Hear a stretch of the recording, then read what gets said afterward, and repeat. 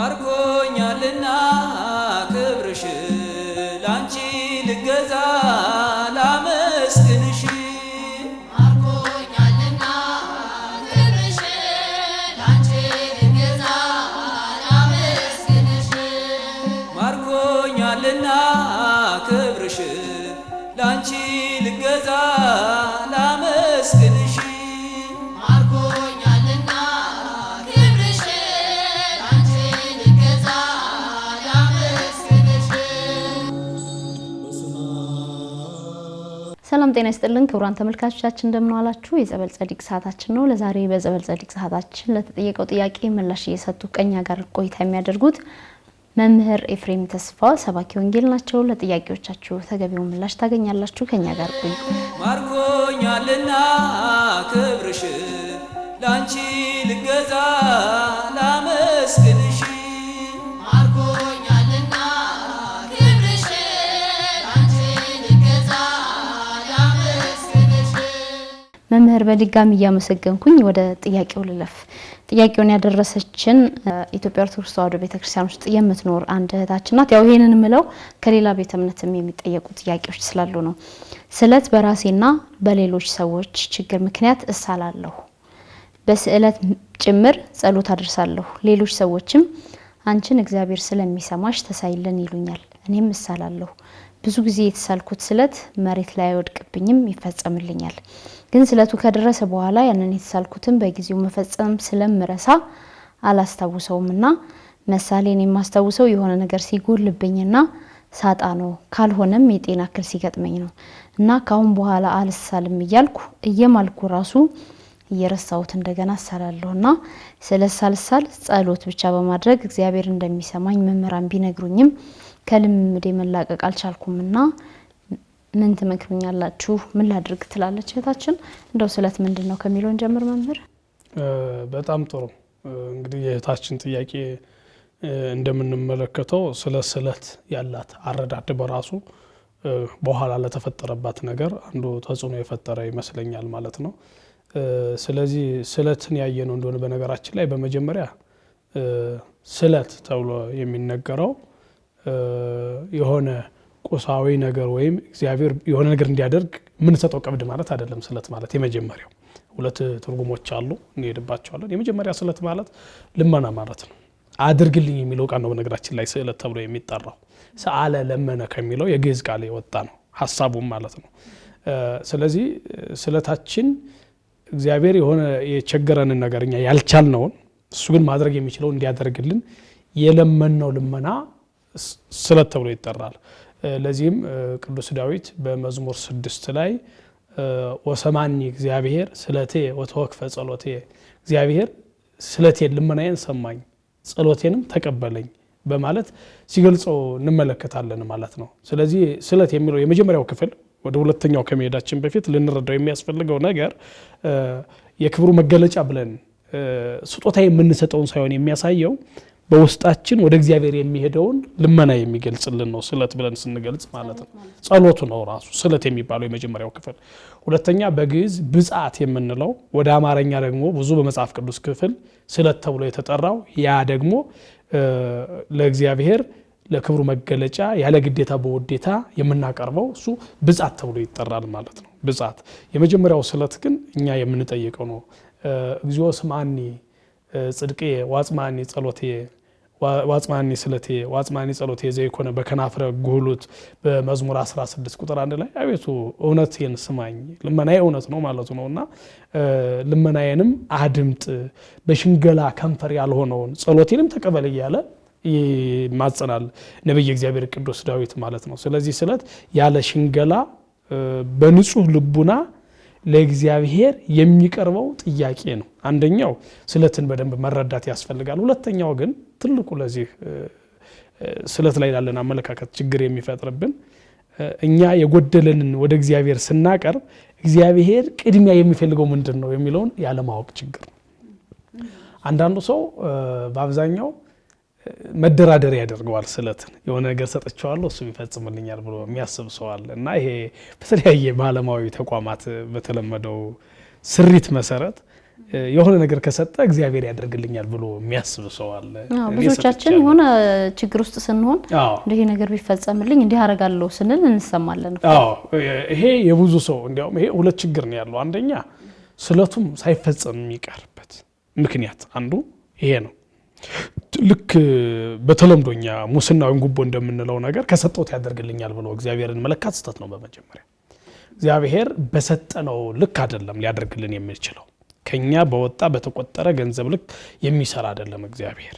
ለፈቃዳችን እግዚአብሔርን ስናስገድደው ነው ይሄ ነገር የሚፈጸመው እንጂ እግዚአብሔር እንደዛ አይደለም የሚፈልገው። እንዲያውም በዚህ በዳዊት መዝሙር 49 ቁጥር 12 ላይ ምን ይላል? መኒ ረህብኩ ይስለከ ይልና ብራብ ራሱ አለምን ይላል። ስለዚህ ያዩት ሁሉ ዓለም በሙሉ እንዲያው አይርበኝም አልበላም አልጠጣም እንጂ ቢሆን ኑሮ እንኳን ዓለም በሙሉ የበረሃውም የዱር አራዊቱም ሁሉም እንስሳውም ሀብቱ ሁሉ በእጄ ነው።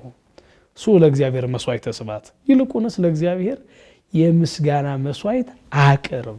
ወሀቦ ለልዑል ጸሎተከ ጸሎትህንም ለልዑል ለእግዚአብሔር ስጥ።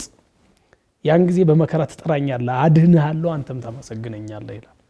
ስለዚህ እግዚአብሔር ከኛ ይሰት ይበል ስጋ ላይ ወይሰት ደመጠል የላም ስጋ አልበላም የፍየል ደም አልጠጣም ይላል እግዚአብሔር ሲናገር ማለት ነው።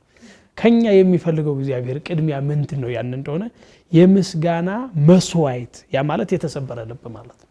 የምስጋና መስዋዕት ማለት በተሰበረ ልብ ወደ እግዚአብሔር የሚቀርብ ማለት ነው።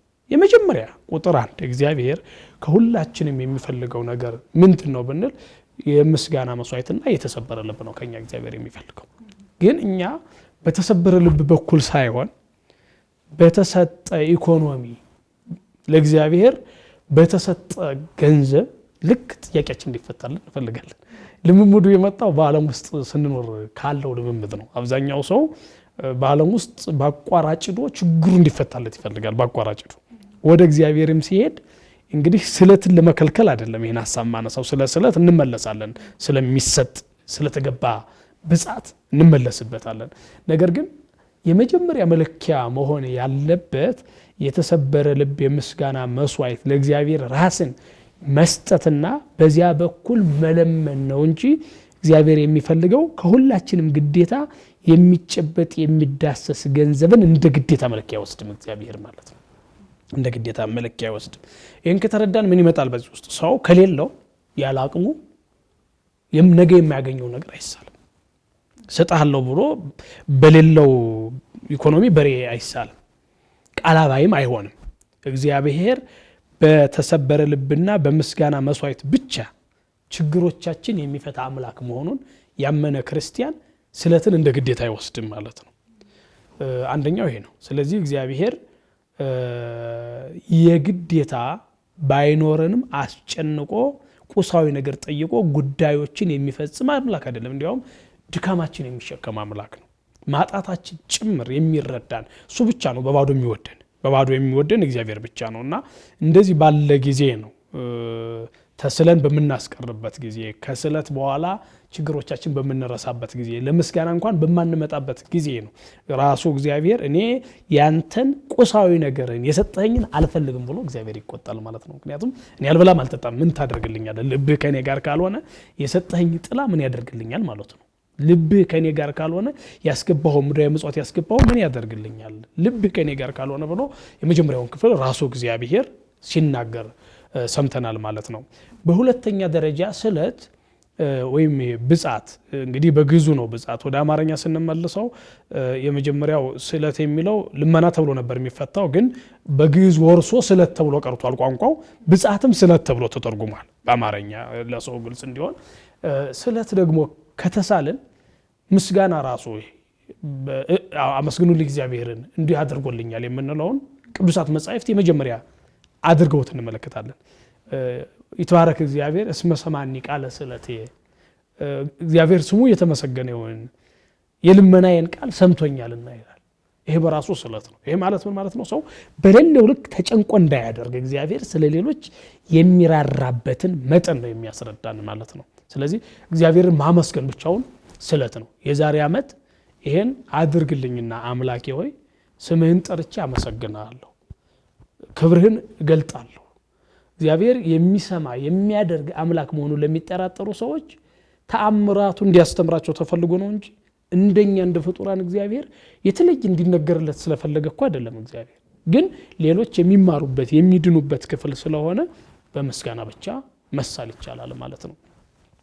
ሌላው ትልቁ ችግር አሁንም ለዚህ የምንለምነው ደግሞ አለማወቅ ነው። የምንለምነው ለምሳሌ እቺ የያዕቆብና ዮሐንስ እናት ጌታ ኢየሱስ ክርስቶስ ሊሰቀል መጥቶ መከራ ሊቀበል መጥቶ አንዱ ልጅ በግራ አንዱ ልጅ በቀኝ ይንገሱልኝ ብላ ነው የጠየቀች። በማቴዎስ ወንጌል ምዕራፍ 20 ቁጥር 23 አካባቢ መሰለኝ ተቀምጦ የምናገኘው አይለ ቃል አለና ጌታ የምትለምኑትን አታውቁም በማለት ነው ሲመልስላት የምንመለከት እሷን ማለት ነው። ስለዚህ የምንሳለውን ማናውቅ የምንለምነውን ማናውቅ ሰዎች አለን። መለመን ያለብን እግዚአብሔር ለኛ የሚጠቅመውን እንዲያደርግ እንጂ እኛ የፈለግነውን እግዚአብሔር እንዲያደርግም ማስገደድ የለብን። እንደዛ ከሆነ መሪዎች ነው የሆነው። እግዚአብሔርን እየመራን ሳይሆን እየመራ ነው በእኛ ፍላጎትና ፈቃድ ልክ አስገድደን እየመራ ነውና በዚህ ልክ እኮ የጠላናቸውን በሙሉ ጨርሶልን እንዲያድር የሚሳሉ ሰዎች አሉ።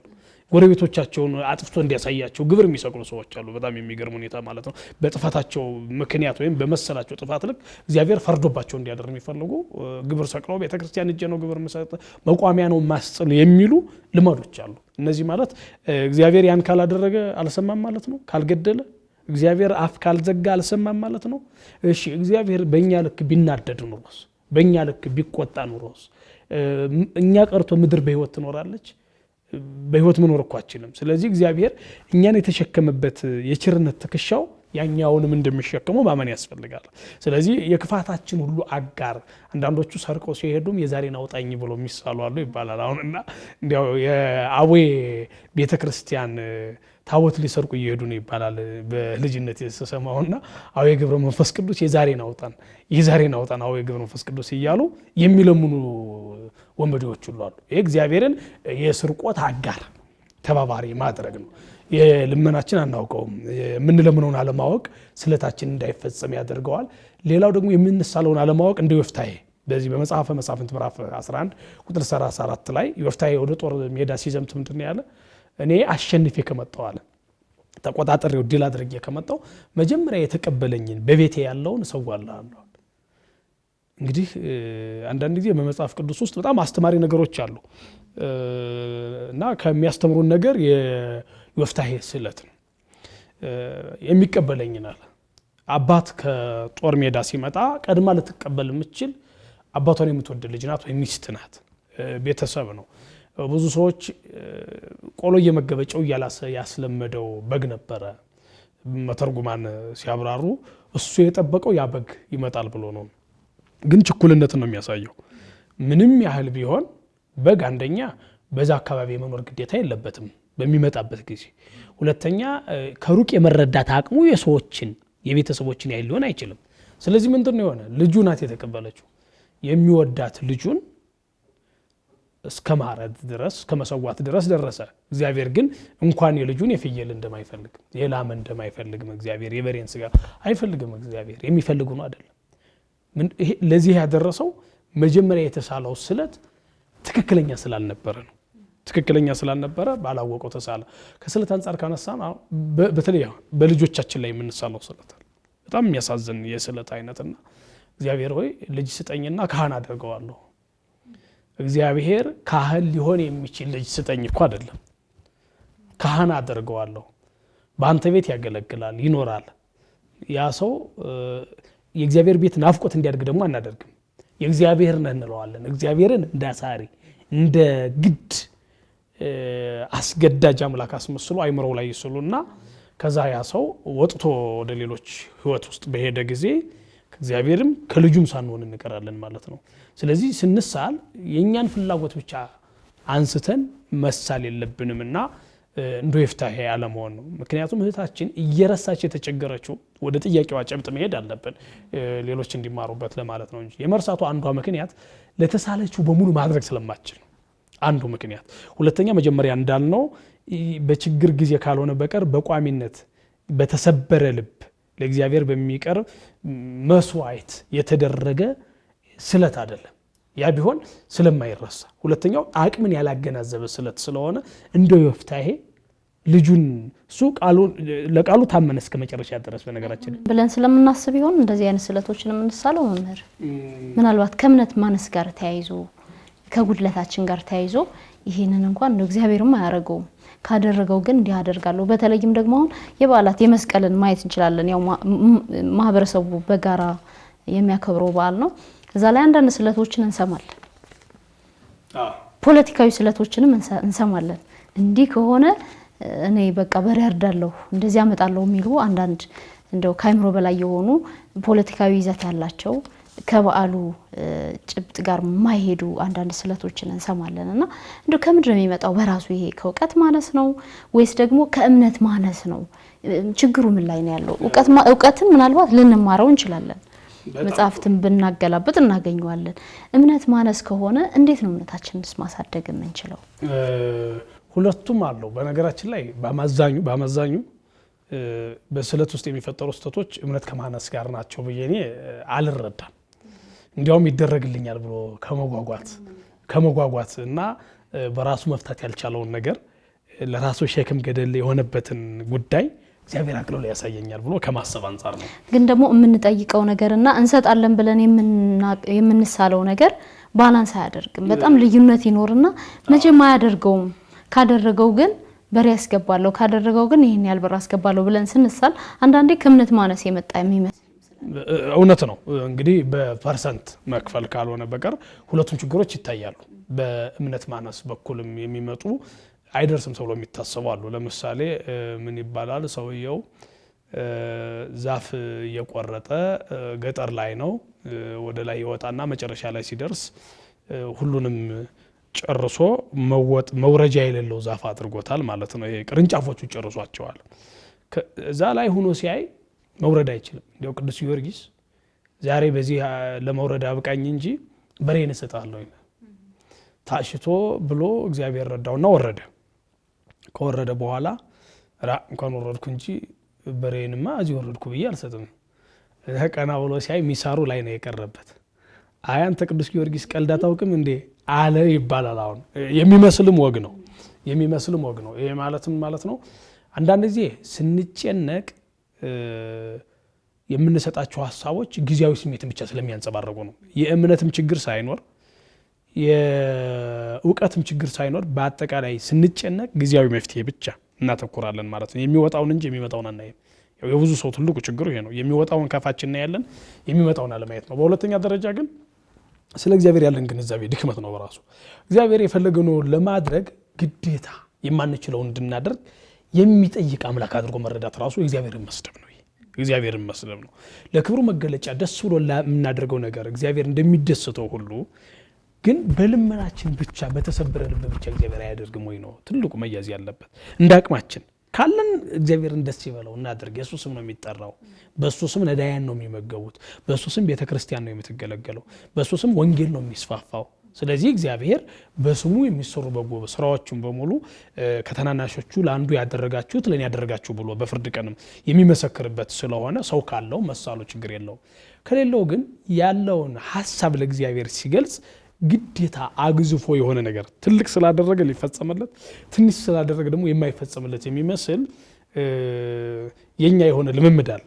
የኛ በተለይ እንደው በአብዛኛው ባለንበት አኗኗር በዓለም ውስጥ እንደ ኢትዮጵያውያን በዓለም ውስጥ ያለው ልምምዳችን ወደ መንፈሳዊነቱ አብሮ ይቀላቀልና ሌላ ቦታ ላይ እባክህ ይችን አድርግልኝና ይችን አድርግልህና ይችን ፈጽምልኝ የሚባልበትን ድምጽ ወደ እግዚአብሔር ሲሄድ ደግሞ ይሄን አደርግልሃለሁ አንተም ይሄን ታደርግልኛለህ ብሎ የመደራደር ቀብድ የሚያስያዝ ቅድመ ክፍያ የማድረግ አይነት ስሜት አለ። ይሁን ከእምነት ማነስም የሚመጣ ነው ይሄኛው ማለት ነው። ምክንያቱም እግዚአብሔር የሆነ ነገር ካላደረኩለት ቶሎ አይፈጽምልኝም ብሎ ማሰብ ከእምነት ማነስም የሚመጣ ነውና ስለዚህ በዚህ ልክ ነው። በአጠቃላይ ግን ሁላችንም መረዳት አለብን ብዬ የማስበው የመጀመሪያው እግዚአብሔርን ባለን አቅም ስንጠይቀው የሚረዳን ከሱ በላይ የሚረዳን ስለሌለ እንደሚረዳን ማመን ነው። ሁለተኛው ምስጋናችን በራሱ ስለት ነው።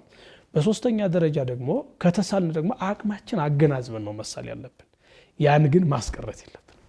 መጻሕፍት አሁን እዚህ ላይ በጣም ይነግሩናል። ለምሳሌ ዮፍታሔ ደካማ ጎኑ ብቻ አይደለም ማየት ያለብን። ደካማ ጎኑ መሳሉ ነው፣ ትክክል ያልሆነ ስለት ነው የተሳለው። ደግሞ ታማኝነቱን ግን እስከ መጨረሻ አሳይቶናል። የሚወዳት ልጁ ላይ ጨክኗል። እግዚአብሔርን ለማስደሰት አይደለም፣ ቃሉን ላለማጥፍ። እግዚአብሔር እኮ በዛ አይደሰትም። እግዚአብሔር በዛ የሚደሰት ሆኖ ሳይሆን ግን እሱ ቃሉን ከሚያጥፍ የሚወዳትን ልጅ ቢያጣ ተሻለው። ያንም ፈጸመው። ከተሳልን በኋላ ግን ማስቀረት የለብንም። በቅዱሳት መጻሕፍትን ስንመለከት በዚህ በኦሪት ዘኍልቍ ምዕራፍ 30 ቁጥር 2 ላይ ምንድነው ሰው ለእግዚአብሔር ቢሳል ራሱንም በመሐላ ቢያስር ቃሉን አይስበር ይለዋል። ስለትን ማስቀረት የቃል መስበር ነው፣ ቃልን መስበር ነውና ካፉ የወጣውንም ያድርግ ይላል። ይሄ የሚሆንበት ምክንያት እግዚአብሔር ያንን ነገር የግድ ስለፈለገው ሳይሆን እሱ ራሱን መሐለ እግዚአብሔር በጽድቅ ወይንየስስ መንፈሬ ከርስከ አነብር ዲበ መንበረ እግዚአብሔር ለዳዊት በእውነት ማለለት ሲል ከተናገረ የማያስቀር ከማለ የማይከዳ ነው። እግዚአብሔር ከማለ የማይከዳውን ከተናገረ የማያስቀረውን እግዚአብሔርን ተናገረን ካስቀረ ነው ምለን ከከዳ ነው በእግዚአብሔር ፊት ከሃዲዎች ሆነ ማለት ነው። እግዚአብሔርን አታልን ነው ማለት ነው።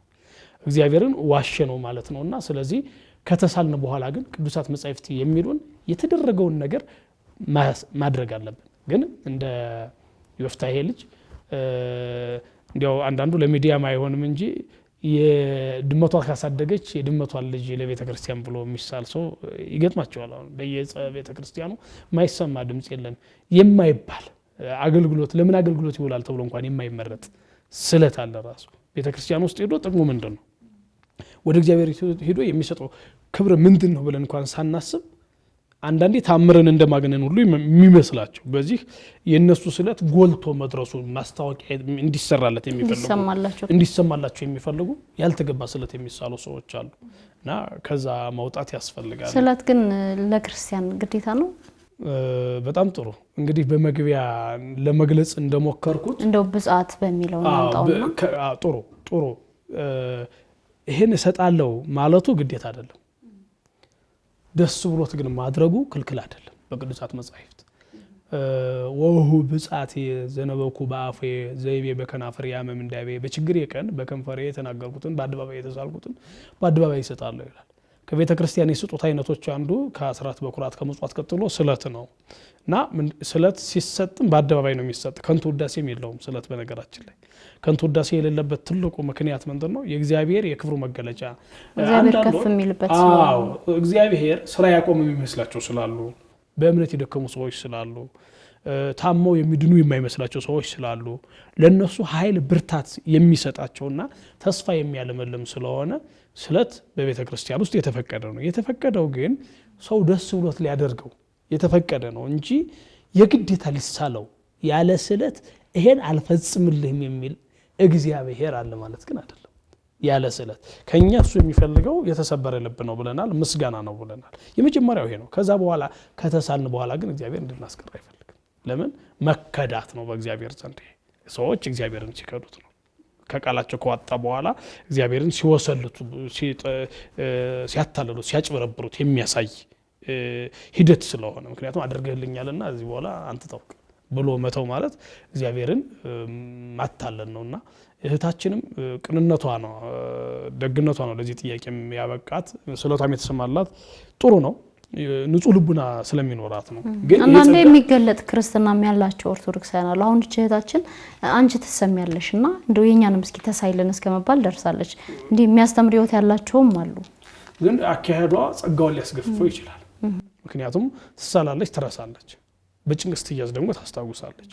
ብዙ ጊዜ በቤተ ክርስቲያናችን ውስጥ ትልቁ ፈተና በአገልግሎትም በጣም ብዙ ህዝብ ማድመጥ ሲጀምር በፈውስ የጸበለ ማጥመቅ አገልግሎት ላይ በጣም ብዙ ህዝብ በእጃቸው መፈወስ ሲጀምር ያኔ የእግዚአብሔርን ጸጋ መሸከም ያቅተውና ሰው ራሱን የጸጋው ባለቤት ያደርገዋል። እግዚአብሔርን ከራሱ ያስወጣል። ስለ ራሱ ማውራት ይጀምራል። ከዛ በኋላ ያ ጸጋ ሲገፈፍ ብዙ አንቱ የተባለ በረከት ያላቸው ጸጋ እግዚአብሔር በእውነት ያደረባቸው ሰዎች መጨረሻቸው የተበላሸ ይሆናል ማለት ነው። ከቤተ ክርስቲያንም ከጸጋ እግዚአብሔር የሚራቆታሉ። ስለዚህ እህታችን አሁን እግዚአብሔር በቸርነቱ ቶሎ እየሰማት ነው። ይሄን የሷ የሚገለጥ ሃይማኖት ስላላት ብቻ ብለን መውሰድ የለብንም። አንዳንድ ጊዜ እግዚአብሔር በማንኛውም ላይ አድሮ ስራ ይሰራል። የሚጠቅመንም ይሄ ነው። በበለዓም ላይ አድሮ እስራኤላውያንን ባርኳቸዋል። እኔ የተሻለ እምነት ስላለኝ ነው የምሳለው ብላ እሷ ካሰበች ታብዮ ወይ መታበይ ውስጥ ትገባለች አንዱ የጸጋ መጋረጃ መታበይ ነው ከሌላው ሰው የተሻለ እኔ ነኝ የምሰማ ብሎ ማሰብ ራሱ መታበይ ነው ግን ስለሌሎች ደግሞ ማሰብ መራራትና መሳል እንዲድኑ ከጭንቃቸው እንዲላቀቁ ማድረግ ግን የተገለጠ ክርስትና ነው ስለዚህ እህታችን በዚህ ውስጥ መመዘን ያለባት ራሷን እግዚአብሔር በሷ በኩል ስራውን ስለሰራ እንጂ ሌሎቹ ስላልተሰሙ እርሷን ግን እግዚአብሔር መርጦ ስለሰማት አይደለም አንደኛ ሁለተኛ ደግሞ ይሄንም ጸጋ እንዳታጣው በእግዚአብሔር ላይ ያላትን ስትሳል የሚፈጸምበትን መንገድ አንድ እግዚአብሔር ያለ ቁሳዊ ወይም የሚሰጥ ነገር ሳይኖር የሚሰማ አምላክ መሆኑ ባጭሩ የሚሰጥ ነገር ብርም ሳይኖር ጥላም ሳይኖር እግዚአብሔር በልመና ብቻ የሚሰማ መሆኑን ሁለት እግዚአብሔር ተአምራቱን አድርጎ እንኳን ስምህ ይመስገን የሚለው በራሱ ስለት ወይም ብጻት መሆኑን በዚያ ቦታ ላይ ተገይቶ ማመስገን እግዚአብሔርን በሶስተኛ ደረጃ ግን ከቃል ከወጣ በኋላ ደግሞ ያንን ነገር ማስቀረት በመጽሐፈ መክብብ ምዕራፍ 5 ቁጥር 4 ላይም የተሳልከውን ፈጽም ብሎ በገጽ ንባብ አስቀምጦታል ከተሳሉ ማፈጸም ግዴታ መሆኑን ማመን አለባት ማለት ነው ስለዚህ ካልሆነ ከእግዚአብሔር ጸጋ ጋር ቀልድ የሚመስል ህይወት ሲጀምር ሰው ነገ ያን ነገር መልሶ ያገኘው አዋቂ ነበሩ እንዳናበዛ እንጂ አውደ ምሕረት አልበቃቸው ብሎ ስታዲየም ላይ ስክሪን ተገጥሞላቸው ሲያስተምሩ የነበሩ ሰዎች አሁን የቡና ቤት ያህል ሰው እንኳን እጀርባቸው የሌለ ከቤተ ክርስቲያን ሲወጡ ምን ያህል ራሳቸው የሚቆሙበት ቦታ እንዳጡ የተቸገሩ ሰዎች እናያለን ይሄ ከምን ነው የሚመጣ ሰው ጸጋውን ማስተዳደር ሲያቅተው የጸጋ መገፈፍ ይገጥመዋል ስለዚህ እታችንን መጠንቀቅ አለባት በየማምነው ይሄ ነው ቀጣይ በዚህ ልክ እግዚአብሔር ላይ ከተቀለደ እግዚአብሔር ደግሞ ለሌሎች ለሚሰሙ ሰዎች አንስቶ ጸጋውን ይሰጣል ለሚጠቅሙ ሰዎች ለሚራሩ ሰዎች መሸከም እስኪችሉ ድረስ ማለት ነውና በዛ መንገድ መረዳት ያስፈልጋል ብዬ አስባለሁ መልካም ስለዚህ ስለት ግዴታ አይደለም ከተሳልን ግን መፈጸም ግዴታ ነው ማለት ነው እግዚአብሔር ያክብርልን መምህር ተመልካቾቻችን ለዛሬ ያዘጋጀንላችሁ የጸበል ጸዲቅ ዝግጅታችን የተከታተላችሁትን ይመስል ነበር ከዝግጅታችን እንግዲህ ጠቃሚ ትምህርት አግኝታችኋል ብለን ተስፋ እናደርጋለን ቀሪ ዝግጅቶቻችን ወደ እናንተ መድረሳቸውን ይቀጥላሉ በእኛ በኩል አበቃን ይቆየን